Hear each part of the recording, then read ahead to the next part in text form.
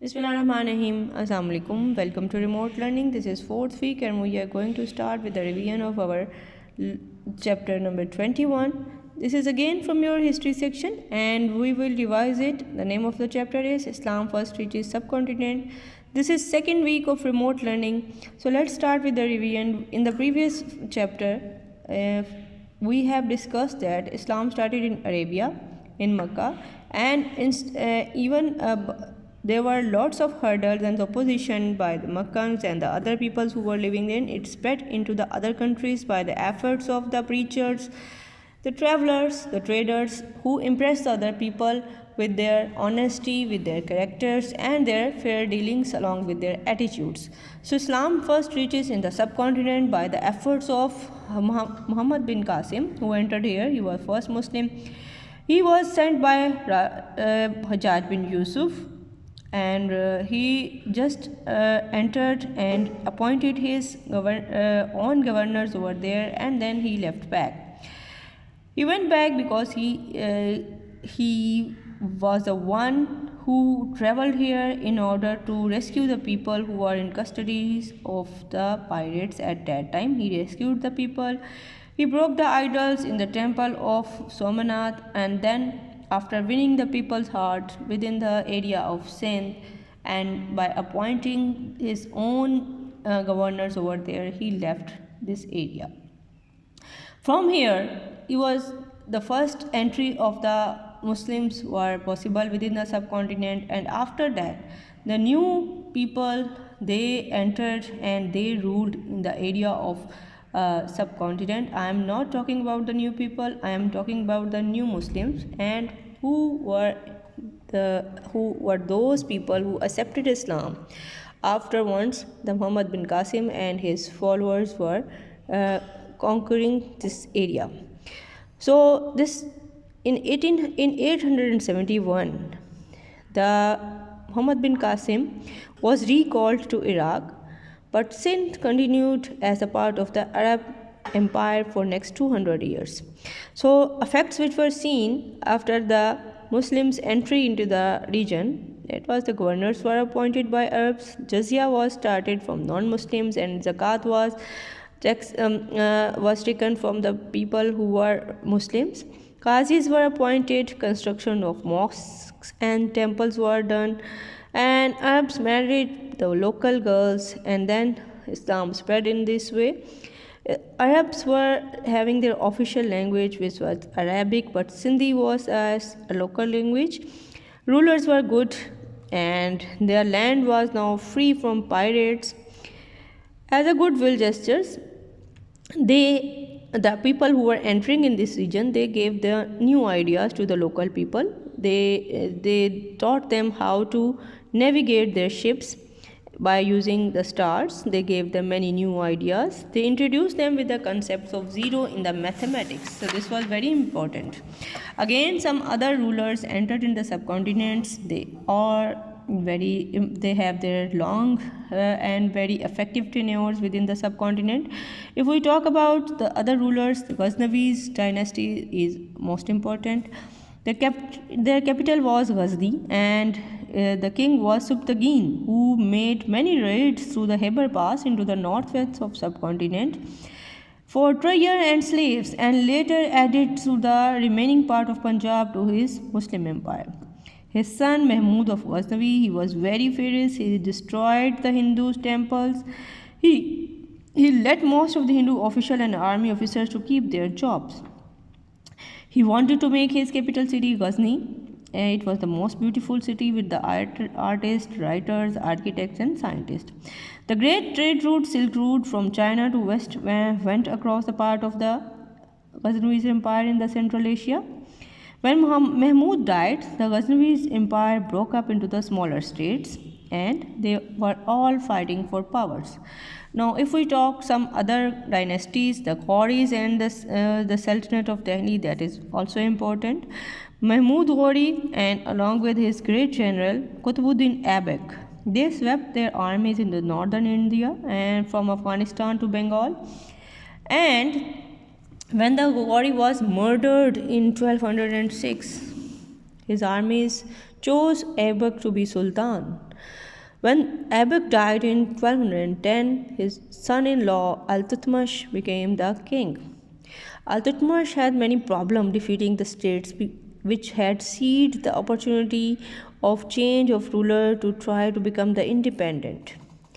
Even more serious condition was observed when the Mongol invaded the area and they came from Central Asian states. Now we will talk about the Mongols. Mongols were the tribes who were from Central Asia. They were very fierce. They were fond of wars. They were very powerful and they had their powerful force. They were people who were attacking and seizing the power of the local rulers. They invaded India after battle with the Al-Tutmash army. Genghis Khan died soon afterwards and later the Mongols became Muslims. Many years later, Mongols were to play the important role in the history of India. Even the Mughal empires, they were from the descendants of Mongols. If we talk about very important character of the history, she was Razia Sultana. After the death of Al-Tutmash, none of his son was capable to rule. So Razia Sultana was his daughter and she controlled and ruled for 4 years. She was very strong personality-wise and she led many battles in the battlefield.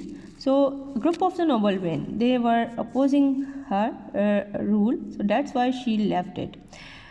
Balban was the important in the region of Nasiruddin Al-Tutmash grandson.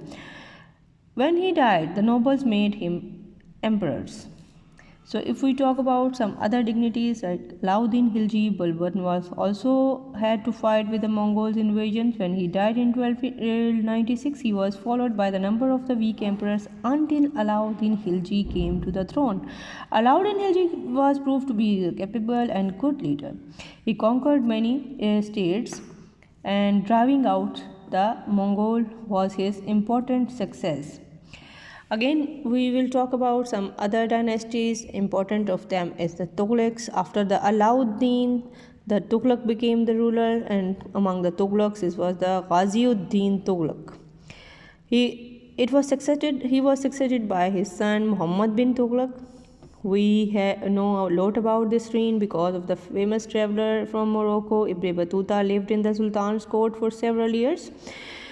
After Muhammad bin Tughlaq, his son Firoz Shah ruled for 37 years. He was a wise ruler and he improved the condition of his empire. In 1398, the Mongols were now under the rule of Temur, who once again invaded India. Temur also took back with him architects, artists and masons to work in his capital Samarkand. Now we will revise the question and answers which are related with this chapter. The first one is, do you think Muhammad bin Qasim was a popular ruler? Why? Muhammad bin Qasim was a popular ruler because he invaded with his army, he conquered the area and he settled a Muslim rule within the subcontinents. That's why we will say that he was a popular ruler. He, along with his fellows, impressed the local people who accepted Islam not only due to their power and their designation, but they were impressed from their character, from their honesty, from their fair dealing. So that's why their role was very important and very famous in history. Our second question is, why do you think that the most influential ruler of Ghaznavi's dynasty? Who do you think was the most influential ruler of the Ghaznavi's dynasty? Give your reasons.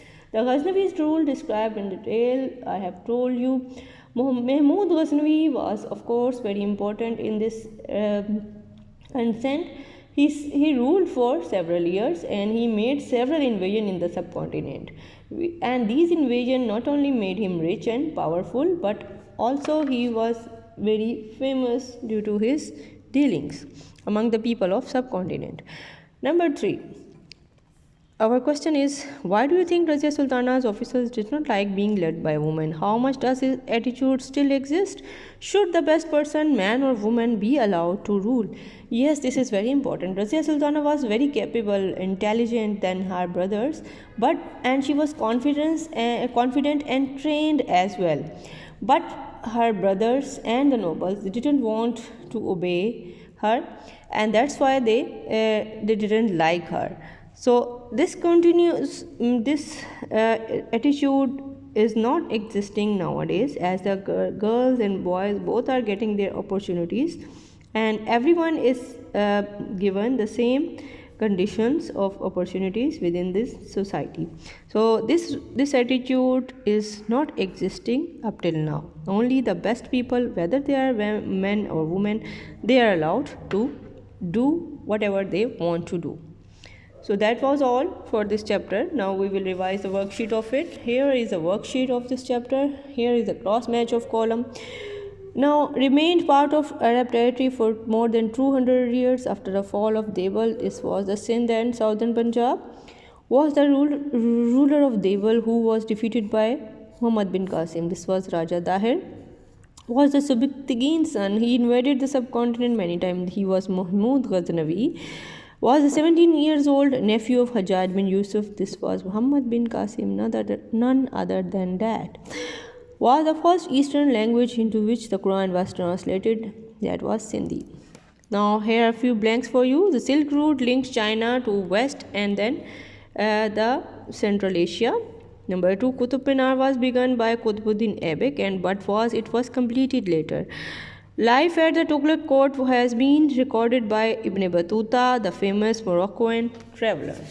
So here are some statements which are either true and false. You have to identify them. We have done in class. The concept of zero was brought to the subcontinent by the Arabs. This is true. Razia Sultana was the only female ruler in Delhi Sultanate. This is true. Temur, Mongol leader, attacked the Delhi in 1398. This is true. So that is all for today's lesson. Do your worksheet, revise your chapter, and then submit your filled worksheet in the Google Classroom. Thank you very much. See you soon. Allah Hafiz.